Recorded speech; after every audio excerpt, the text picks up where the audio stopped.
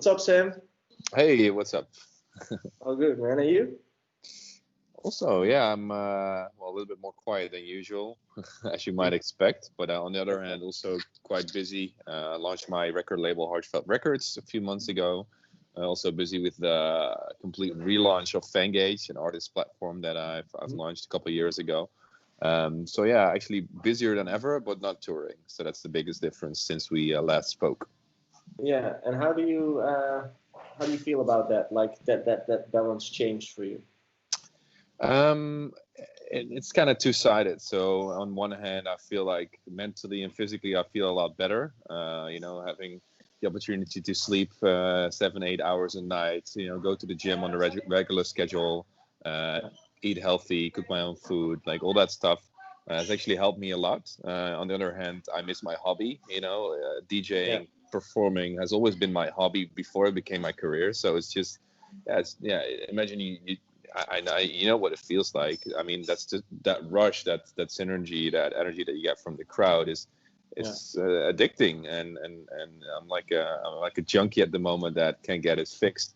So yeah, I definitely miss that 100%. But I'm not depressed or anything about it. Yeah. I think like in the next couple of months we'll see where this is going to go long term.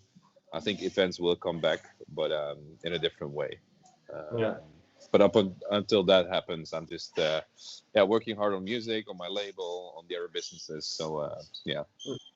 I think that's one of the big advantages that you have is that you have more going on than just your music career. Hmm. You have Fangage, you have the label, you have other things where you can focus on at these times, Hmm. which I think is a big advantage because otherwise you will be left with nothing at this moment. Hmm. No, 100%. I see a lot of DJs around me that are focused 90% on touring, and when that falls away, I think it's a big gap, a big void that's pretty Yeah, hard to fill because I know how demanding it is, how much you can take from your health, your life, and how much dedication you need to be a touring artist. yeah, So if you dedicate your life to it and then that falls away, I think for a lot of people that's quite difficult. So yeah, I'm quite lucky, also financially to have invested in multiple streams of income. I have some investments in real estate and stuff. So mhm, I don't really need to worry financially. Obviously, 80% of my revenue out of touring is gone, so it's definitely not the best year ever. But I'm not lying awake in the middle of the night yeah.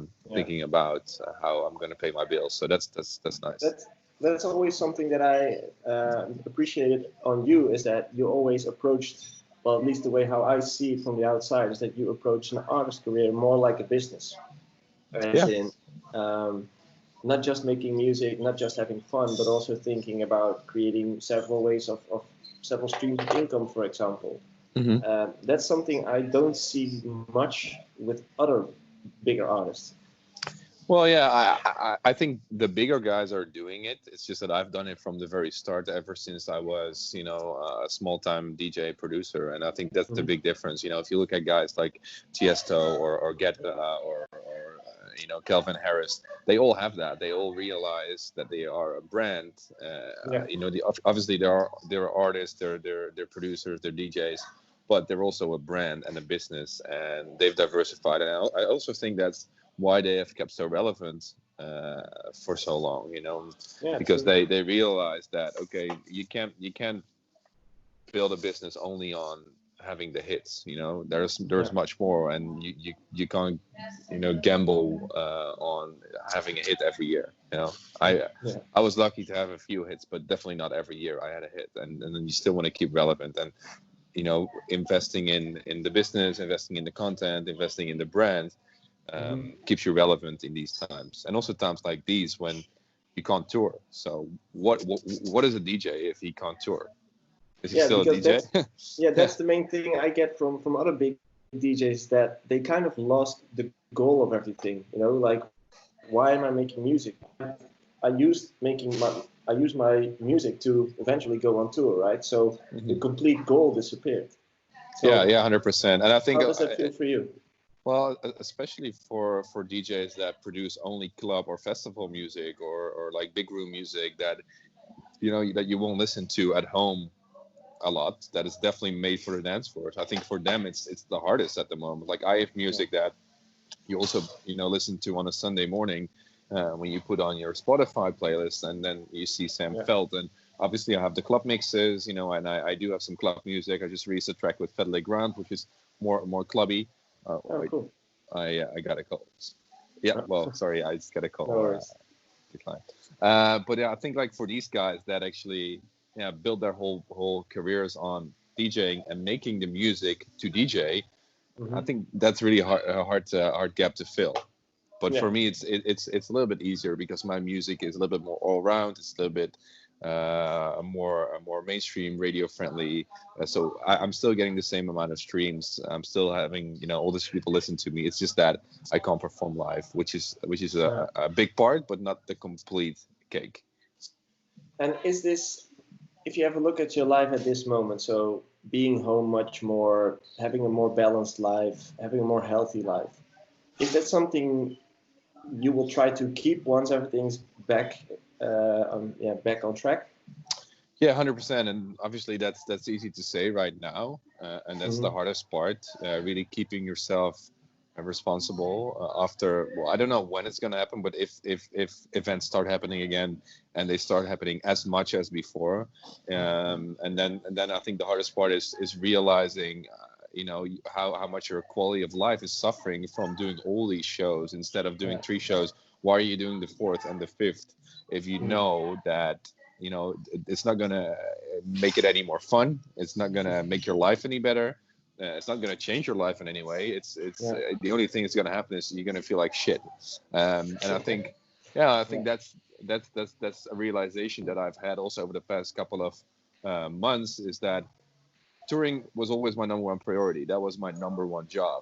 And Hmm. once I lost that and realized that I can still run my business, still grow my brand, still do all these things that I like to do without touring, it feels more like a cherry on the cake Yeah. than the whole cake. So it's like it feels like a bonus almost when we can start touring, and it starts to feel a little bit more like, okay, I can earn my bonus, but Yeah. the foundation is not killing myself touring anymore.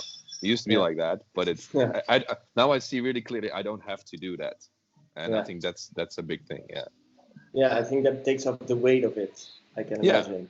Takes yeah, up 100%. the, Yeah, and the pressure now you have the yeah. proof that I can stop touring completely and still remain relevant, still release my music, still Yeah. make the money that I need to make to keep the business running, and feel great. Yeah. So the addiction is gone, kind of. Yeah. It's Yeah, and because before. that's something. Yeah, that's something that I've heard from other bigger DJs. Like the rush, like you mentioned, the rush that you're getting from the stage disappeared, and you literally feel like a junkie. You feel like you're Yeah, not getting your shot every week. yeah, and this has been a big rehab program. So Yeah, it's exactly. yeah, and definitely the first couple of weeks were really hard, and where I couldn't believe what was happening. But then after a few months now, and also realizing that this might take longer than we thought at Yeah, first, I feel like yeah, I really wanted to rehab, and I kind of feel like now I don't need it anymore. I yeah. feel like now, yeah, if like this weekend I have a show again in Texel. I'm sure you heard about it. It's like a socially distant venue. Mm. But like I feel excited about it. But if it didn't happen, I wouldn't feel sad about it. And I think Yeah. that like before, when a show got canceled, or I wasn't picked to play a specific festival, it could really hurt me mentally. And Hmm. now it just feels like, oh, it's nice, that's cool, Yeah. but It's a pretty it's big not. mindset shift. Yeah, yeah, 100%. So I actually like the mental clarity it's given me, and hopefully also other people in the industry, Mm. and kind of and also like I 2 years ago I had my scooter accident. We talked about that as well. Hmm. And back then I felt like everybody was playing a soccer match, but I was left on the reservebank, Yeah. on the bench, The and I bench. Yeah. couldn't I couldn't play. And now I feel like the whole match has stopped. So it's a lot easier now to take a step back and be relaxed about the fact that you're not touring because nobody's touring. Yeah. And Yeah. and back then when I had my accident, I was the only one that was not touring. People were taking my slots on festivals. I was, literally in my mom's house on my phone looking at other people play my shows. Yeah. And It's that terrible. and then you feel left out. But now it feels like the whole industry kind of stopped. And that's I think for a lot of DJs, at least for me, it's a lot easier now to find some peace in the fact that you're not touring. Yeah.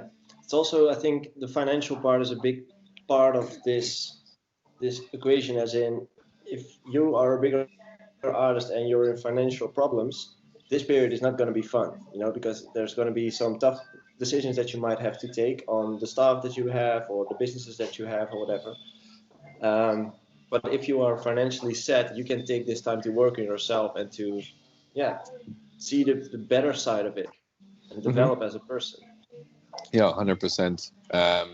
And I think like if the way I have it set up is that I have a few people that work on my touring enterprise, and then I have a few people that work on my music enterprise, and like that, it's kind of split up in a way. So Yeah.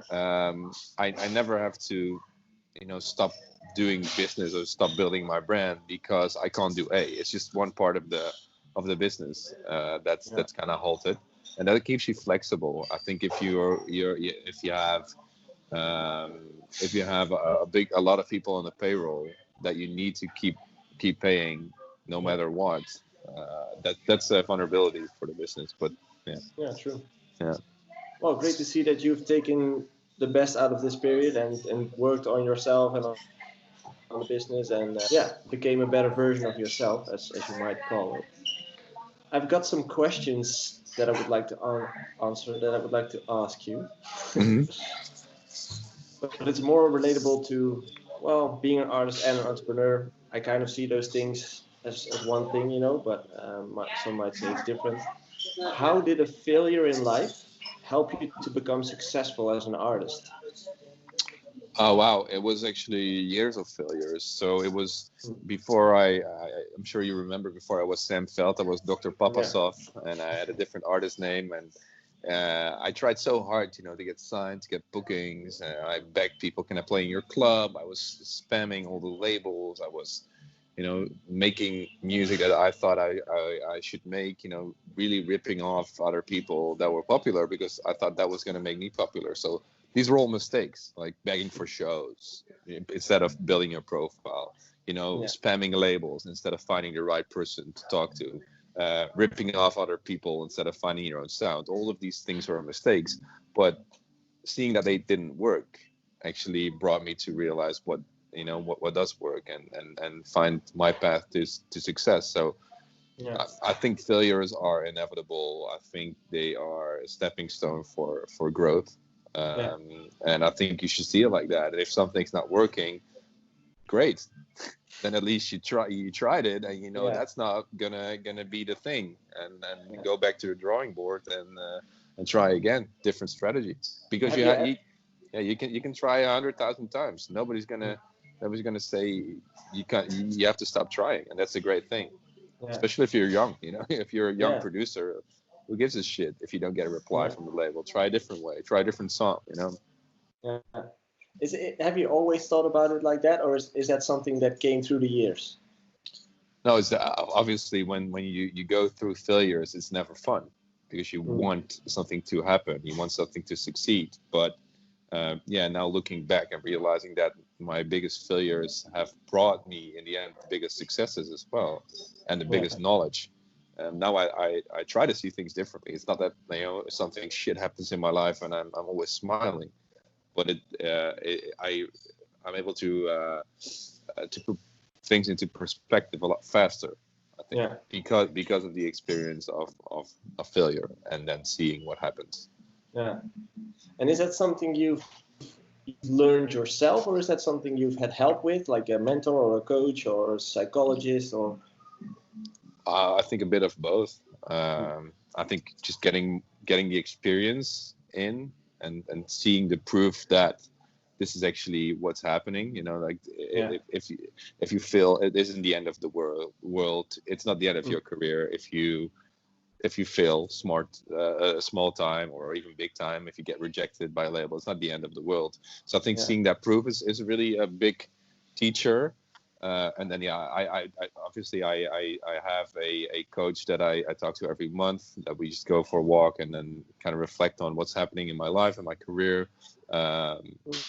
Yeah, so it really depends on the phase I'm in, and also, like, if you're in a good phase, if you're happy, if you're in the right mindset, then it's easier to learn those things yourself. But sometimes you need a reality check, and you need someone like you, for example, to say, okay, this is what it feels like for you now, but is it really true?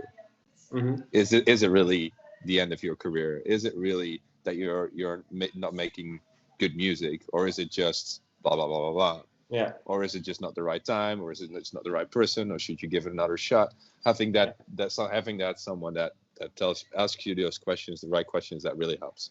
Yeah, getting a different perspective, because it's so easy to only see the problem from one side of yourself, like, yeah, seeing the problem from one point of view, while there actually are like 8 or thousands points of views. Mm-hmm. And exactly. sometimes it just really helps to get some questions from someone else that get you thinking, like, holy shit, I never thought about it like that, or something. That's the way, what I like about having a coach is getting those epiphany moments, or like insights that your mind just kind of pops, like, whoa, what the fuck just happened? That's the best feeling in the world. To be honest, like the biggest problems, or actually almost all problems, we create ourselves. We create ourselves because we have a certain vision about the future that needs to happen exactly in that way. And if it doesn't happen that way, we get sad or depressed, or we think about all the sad things that happened in the past. And it's so easy to get caught up in that way of thinking, of worrying about the future, worrying about the past, and to have someone to take you out of that moment and really ask you the question that make you think, okay, what is really happening at this moment, and is this really the end of the world? That's sometimes quite refreshing. Yeah, exactly. Well, I think it's a great thing that you have like a full-time coach, you might call it, on the side. I'm not sure if a lot of the bigger DJs have it. I know the clients that I have, but I'm not sure which other people have coaches. But I think that's one of the things you will probably see happening after this whole period, because people kind of see the value of having someone to talk to and having a different perspective on what's happening in their lives, in their careers at that moment. At least I hope it does, but will make a lot of people more happy. No, 100%. And I think people now have the time to question themselves, their careers. They have a lot of time to think, and also overthink a lot of things, and that can be sometimes good, a moment of reflection, but it's also easy to get caught up in it, and then we live in a constant state of worry. And I think when people get in that kind of circle, that cycle, I think that's when they need to call you. Yeah, exactly. Or probably before that, but yeah, hopefully before that. But I like it the way you are doing it as well. Like, I see coaching as a maintenance plan. So it's not just something you do when shit goes wrong. It's something you do the same with your car. It's just a yearly checkup, and for you it would be a monthly checkup, just to check, like, how are you actually doing in life? How do I feel privately, personally? How is my business, and how are those things balanced out? I just really believe in that kind of way. I think that's the best. Yeah, 100%. And also sometimes when you're just going through the motions, when you're doing your daily stuff, it's easy to think everything is going well, because your body and your mind is very good at putting things in the back of your mind, and then forgetting about it, or at least not thinking about it, but they're still there, and subconsciously you're still carrying that weight, and sometimes it can be liberating to just talk about it and go through it and get some clarity. Because when you wake up, you go into the shower, you go into the studio, you do your things, you're distracted. So it's easy to distract yourself and forget about those things, even when they're still at the back of your mind. That's what I'm trying to say. Yeah, you live on autopilot. That's the way how I always see it. Most people just go on autopilot and don't really realize what's going on. And having someone to talk to every now and then kind of takes you out of your own life and lets you look at everything, what's happening. I think that's really helpful. Yeah. Another thing I wanted to ask you, because I saw this question somewhere, and I liked it because it makes you think, as in, what's the most valuable investment you've done? And it could be money-wise, time-wise, energy-wise, could be anything, but something you've invested in, which was really important to you. Wow. Well, it would be the time that I invested in in the DJing producing career. In all those moments when I thought it was a better idea to give up and find a job. I think that's a nice investment too. So then it didn't pay off. Like for years, like 5-6 years, I felt like I was investing in the wrong thing because there was no indication that this was going to pay off. And then in the end, my biggest business and my biggest success right now is that the business that flew out of that investment. And maybe that's it sounds super cliche, but like success is always around the corner, and sometimes it takes a little longer, but it's when you persist and when you keep feeding that and growing that profile and whatever you're building, it will happen. But sometimes it takes too long to happen, and then you give up. And that's that doesn't mean it hasn't been a good investment. It's just that a lot of people throw the investment that they've made up until that point away by quitting, and I think that's a waste. I mean, I understand it. Like it's really hard to motivate yourself to keep doing something if you're not seeing any results. Like going to the gym. If you go to the gym every day, you still look at yourself. You think, "Why am I so fat?" It's super demotivating. Yeah. So if you see results, it's easy to stay motivated. But results will come. And that's that. I almost sound like a guru now, but like that's what I've realized. Yeah. No, but it makes sense, Like I also believe that the biggest difference between an amateur and a professional is that the professional keeps showing up, as in he never quit. Because I don't really believe with success or in music as an artist, talent is not everything, It's also a matter of persistence and keep pushing through, because you don't need to make the best or most unique kind of music to become successful, in my opinion. How do you think about that? That's true. And well, I think consistency is a big thing. Like I see so many great producers, DJs, but they're either too perfectionist or they're just not releasing enough music to actually break through and to keep the fans satisfied. They might release 3 tracks in a month and then no tracks for half a year.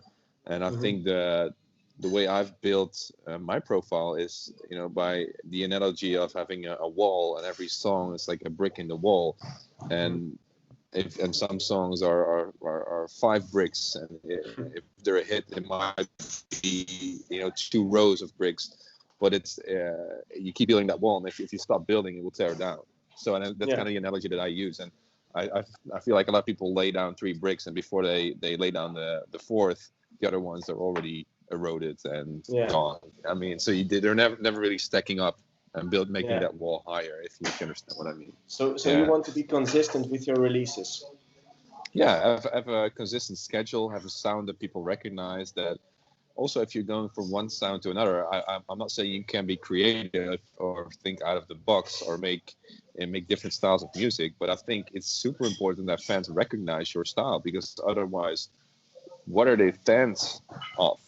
I mean, if you make genre A and then you switch to genre B and genre C, the people that love the first record are gonna hate the second one, and that's not how you build a solid fan base. I would then say create an alias if you really want to make different stuff. Or if you make trap music and house music and maybe a drum and bass, at least make sure that when you listen to 3 of those tracks in different genres, immediately you can hear it's your sound. And that's something that for example, a guy like Brandon Hart, he's done the loudest hardstyle tracks and also some poppy stuff, but you always hear that it's his sound. So I think he can do it, but you need to really keep in mind that you have that signature feel to every track.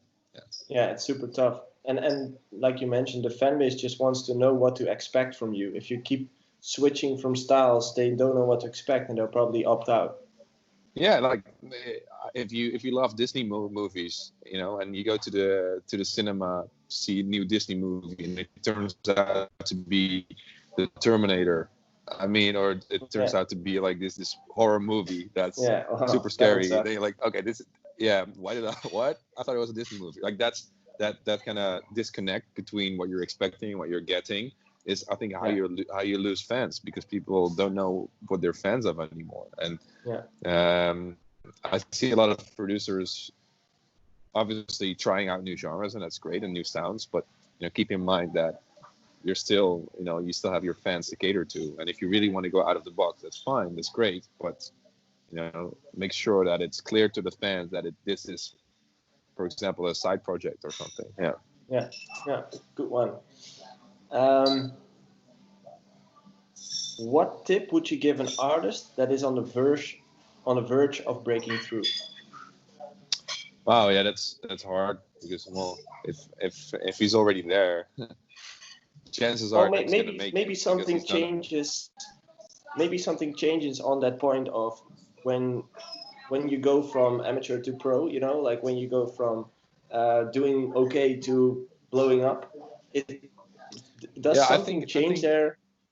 Yeah, I think, and this is kind of the same thing that I said before. It's guard your sound, because it's Hmm. easy, and I've seen it with myself too. When I started Sam Feldt, I had a very distinct tropical, really laid back sound, and now it's kind of evolved into a dance pop kind of sound, Hmm. which is great, because I like the music that I put out. But it's, when you have that first success, it's really, it can be very attractive to then only make that type of music, Yeah, or exactly. create. Once I had Show Me Love, everybody was expecting Show Me Love too, Hmm. and that's sometimes it can get in the way of being creative and having a clear mind on what do you want to make, or finding new sounds, or creating something that's unique, because once you have that big success, that's the number one thing people are gonna remember you for, Hmm.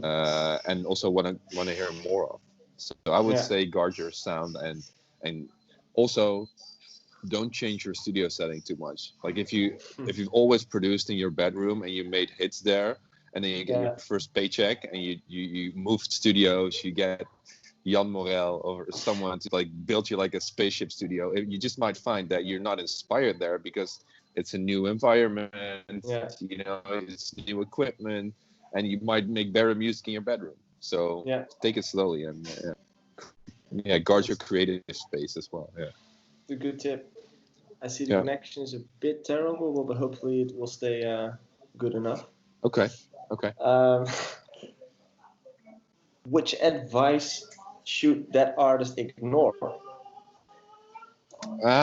Good question too. Yeah, well, um, Something you might have heard from a lot of people in the industry, which now is just bullshit.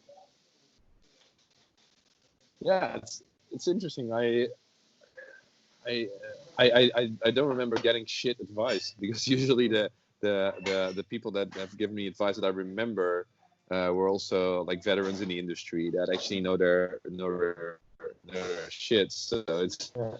uh, it's hard. Well, I think maybe one thing is that I've now realized with Corona is that you don't have to do every show. I think maybe Mm. maybe your manager or your booking agent will push you towards doing all shows, or making a lot of money, because you never know when it's gonna end, and Yeah. like these kind of talks. I would ignore that, because if you're consistent with your music, if you're consistent with your brand, if you keep you're following your fan base, Hmm. expanding the shows, hopefully when Corona is over, but the shows will keep coming. It's not like you have to treat every booking request like it's the last money you're ever gonna make. Yeah. Have confidence in the fact that you have a profile that's bookable, and that has a value, and that will Yeah. keep its value as long as you put out good music and building your profile. And is there anything you think that will always stay, as in no matter what's going to happen with the industry, a piece of advice that will always stay, in your opinion? Yeah, well, I think the slogan of the label I was with for 5 years, Spinning Records. It's all starts with good music, and Hmm. that's always, no matter what, if show's never going to happen anymore, if the whole if it all changes to live streaming way, that doesn't matter. 20, 30 years ago, it all started with good music, and in 20, Yeah. 30 years, 100 years, it will still be that. How we enjoy it, how we celebrate it, how we consume it, that might all change, but the product, if it's good, it's still going to be a hit. Always the same. Yeah, it's a good one. Yeah. Cool, Sam. I want to say thank you. The connection is course. also kind of breaking up every now and then, but I just really think we kind of went all the things over all the things that I wanted to talk to you about. So I That's want to good. thank you for your time. Wish you the best of luck in the upcoming period. And All right, man. yeah, we'll stay in touch. Thanks for having me, and have a good one. Bye-bye. Bye.